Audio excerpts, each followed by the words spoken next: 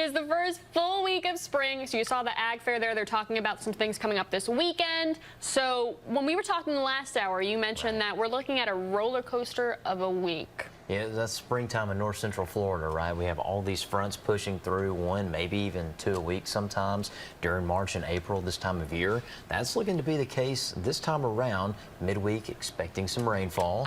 Okay. Then towards the weekend, a whole lot better. And Monday and Tuesday, don't sleep on those days either. It's looking really nice. Ooh. Yeah, highs right around 80, low to mid 80s tomorrow, and certainly no rainfall behind that cold front that passed through late Saturday night, and along with it, some cooler temperatures because of those clear skies and a northeast wind, albeit a little bit calm at this hour. Low temperatures right now in the low to mid 40s across north central Florida. Check some of those out. Down to 43 towards Live Oak and Lake City, as well as Cross City and Gainesville. 41 now just in Williston. That was the latest reading. 44 in Ocala and down to the upper 30s towards Palatka. Very chilly over in eastern Putnam County to start. Here's the view from central Columbia County. Not a whole lot going on. Visibility's right at 10 miles for most spots, just down to 3/4 of a mile towards Live Oak. So give yourself a few extra minutes for this stretch of Interstate 10 in northern Suwannee County. Everywhere else at 10 miles, just a lot of dry air in place.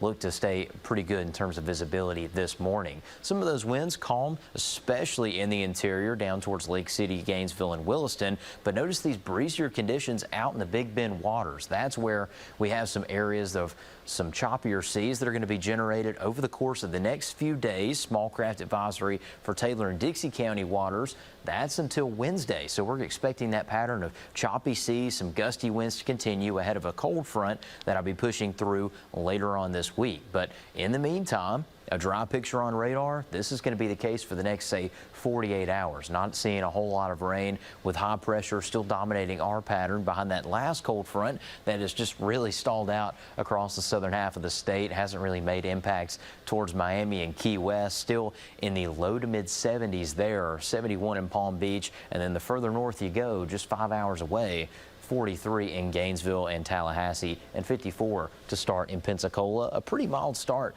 across the southeast as well. A warmer pattern that we're going to be situated in as that high pressure gets booted off to the east with this arcing wind pattern in the upper levels, with plenty of dry air overhead.